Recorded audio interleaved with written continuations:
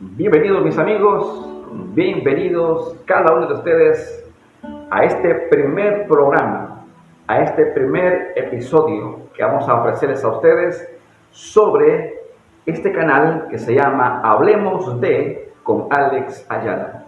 Hoy quiero compartirles a ustedes acerca de un personaje muy importante en la Biblia. Se trata del apóstol Pablo. Acompáñame y hablemos de el apóstol Pablo. Pablo en el griego se dice Paulus, en el latín se dice Paulus, un nombre romano que significa pequeño. El gran apóstol a los gentiles. En la Biblia se le presenta como Saulo y en el griego se le conoce como Saulos, del hebreo Shasur, pedido a Dios. Él fue hebreo, era de la tribu de Benjamín. Su padre era un ciudadano romano. Él nació en Tarso, donde se mezclaban elementos griegos, romanos y judíos. No solo hablaba el hebreo y el arameo, sino también el griego. También aprendió a hacer carpas o tiendas. Siendo joven fue a Jerusalén y se sentó a los pies del rabino y fariseo más renombrado de sus días. Él se llamaba Gamaliel. El primer contacto de Pablo con el cristianismo tuvo relación con la muerte de Esteban. Se cree que Pablo fue uno de los Cilicia que con otros no pudo vencerlo en el debate. La acción de masas que resultó en el apedreamiento de Esteban señaló el comienzo del primer periodo de persecución que devastó a la iglesia naciente, y Pablo se destacó en esta persecución. Pablo hacía esta tarea primero en Jerusalén, pero luego siguió a los creyentes esparcidos hasta otras ciudades. En una de esas campañas de persecución, escuchó que habían cristianos en Damasco. Pidió cartas del sumo sacerdote que lo autorizaran a arrestar y llevar a Jerusalén a cualquier cristiano que encontrase en dicha ciudad. Mientras Pablo se acercaba a Damasco a mediodía con un grupo de hombres para ayudarlo en sus planes, lo rodeó una luz encegadora, más brillante que el sol. Pablo y sus compañeros cayeron a tierra y una voz que se identificó como Jesús de Nazaret le preguntó: Saulo, Saulo, ¿por qué me persigues? Y añadió: dura cosa es dar cosas contra el aguijón. Abrumado por esta manifestación del cielo, preguntó qué debía hacer. La voz le ordenó ser testigo para Cristo entre los gentiles. Al incorporarse Pablo, descubrió que estaba ciego. En esa condición fue conducido por sus compañeros al lugar de un cierto Judas en Damasco, donde estuvo 3 días sin comer ni beber.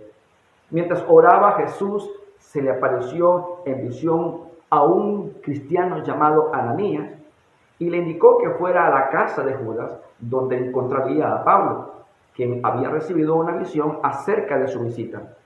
Ananías, con todo respeto, le recordó a Jesús la persecución de Saulo, pero se le informó que el anterior perseguidor había sido elegido por Dios.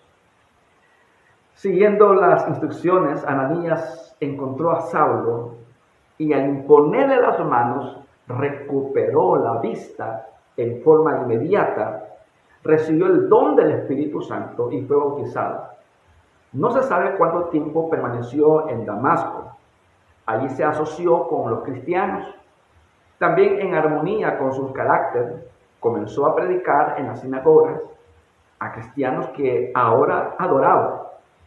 Tan poderosa y convincente era su predicación que ninguno podía derrotar su lógica a negar su poder. Habiéndosele terminado la oportunidad de trabajar en Damasco, Pablo se dirigió a Jerusalén. Ya había pasado 3 años desde su conversión, pero hasta entonces no había tenido contacto alguno con los dirigentes de la iglesia. Su razón básica para ir allá era ver a Pedro. Su lógica incontrovertible despertó la ira de ciertos judíos helenistas que decidieron quitarle la vida. Sus hermanos de inmediato lo acompañaron al puerto de Cesarea y lo pusieron a bordo de un barco para asegurarse de que escaparía de sus enemigos. De Jerusalén, donde había estado 15 días, Pablo fue a las regiones de Siria y de Cilicia junto con Bernabé. Pablo y Bernabé trabajaron juntos por un año entero. Mientras estaban en Antioquía, vinieron de Jerusalén ciertas personas con don proféticos. Uno de ellos, Agabo, fue inspirado divinamente para predecir una hambruna mundial. Como resultado, los creyentes de Antioquía decidieron enviar ayuda a los cristianos de Judea, y para ello eligieron a Pablo y Bernabé. Habiendo cumplido su misión, regresaron a Antioquía, trayendo consigo a Juan Marcos, sobrino de Bernabé. Mientras estaba en Antioquía por segunda vez, Pablo recibió un llamado que lo inició en sus grandes viajes misioneros hacia el Asia Menor y Europa, lo que le significó el título de apóstol a los gentiles. Cuando algunos de los miembros de la iglesia estaban ayunando y adorando, recibieron del Espíritu Santo la orden de aportar a Pablo y a Bernabé para una obra especial. Así lo hicieron con ayuno y oración, y luego, dirigidos por el Espíritu Santo, los apóstoles salieron para su primer viaje misionero, acompañados por Juan Marcos. Fueron a Seleucia, el puerto de Antioquía, y allí tomaron un barco para Chipre. Comenzaron a predicar en las sinagogas judías, invitando a hablar en la sinagoga el sábado. Pablo predicó acerca de la resurrección de Cristo. El sermón impresionó tanto a los presentes que le pidieron que predicara a los gentiles el sábado siguiente. Y se juntó casi toda la ciudad para escuchar el evangelio. En Listra, Pablo sanó a un hombre que había sido inválido toda su vida. Este milagro llevó a los habitantes supersticiosos a creer que Bernabé y Pablo eran Júpiter y Mercurio.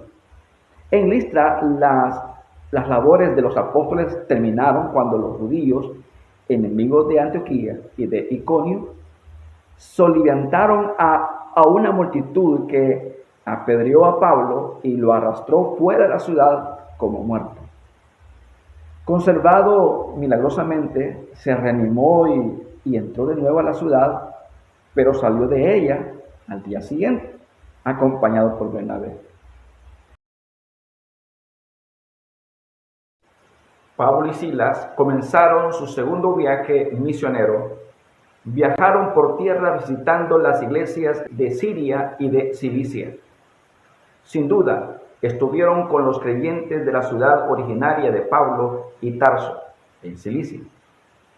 Al llegar a Derbe y Listra, Pablo encontró otro compañero de viaje, que era Timoteo. Luego Pablo y sus compañeros viajaron atravesando Frigia y la provincia de Galacia.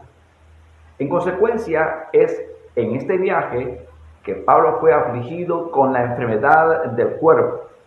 En Troas, Pablo entró en un cuerpo nuevo y lleno de desafíos. En una visión nocturna, un hombre de Macedonia lo instó a llevar el evangelio a ese país. No había sinagoga judía en Filipos, pero existía cierto lugar para la oración fuera de la ciudad, junto a un río. Pablo y sus acompañantes fueron allí el sábado y predicó a un grupo de mujeres que estaban reunidas. De regreso en Jerusalén, Pablo y su grupo fueron recibidos alegremente por los cristianos del lugar. El informe que dio a los dirigentes de la iglesia con respecto a la difusión del evangelio entre los gentiles produjo gran regocijo. Sin embargo, al mismo tiempo, los líderes le contaron que circulaban informes de que estaba instando a los cristianos judíos helenistas, como también a los conversos gentiles, a no seguir la circuncisión y las demás leyes de Moisés. No obstante, sugerían que, con el fin de demostrar que las acusaciones eran falsas, Pablo se uniera a otros 4 judíos cristianos que habían hecho un voto y se sometieran a un acto de purificación ceremonial en el templo, demostrando así públicamente que él no había rechazado las leyes mosaicas. El apóstol aceptó la idea. Casi había terminado el periodo de su voto cuando unos judíos del Asia lo reconocieron y agitaron a la gente contra él, acusándolo falsamente y atrayendo una multitud a los recintos sagrados. Queriendo matarlo, lo tomaron y lo sacaron del edificio. Entretanto, Claudio Lisias oyó los disturbios y rápidamente acudió con sus soldados para aplastar el movimiento. Al ver que el motivo se centraba en el apóstol Pablo, lo arrestó y lo hizo encadenar. Después de esto, preguntó quién era el hombre y cuál era su crimen por haber provocado tanto tumulto. Como no pudo conseguir una respuesta de la turba, ordenó que el apóstol fuera escoltado hasta la fortaleza. Luego de haber sido conducido con dificultad en medio de la multitud airada, Pablo pudo convencer al comandante de que no era un criminal buscado por las autoridades romanas. Se le permitió hablar a la gente desde la escalinata que llevaba a la fortaleza, desde donde les contó en lenguas hebreas historia de su vida. Su audiencia lo escuchó con calma hasta que les dijo cómo Dios lo había comisionado para predicar a los gentiles. Antes estas palabras, los judíos comenzaron a gritar y exigieron su muerte. Por esto, el comandante, que tal vez no entendía arameo y no sabía la razón por el repentino desorden, ordenó que Pablo fuera examinado con azotes. Mientras lo ataban, el apóstol reveló que era ciudadano romano, lo que lo salvó de la tortura.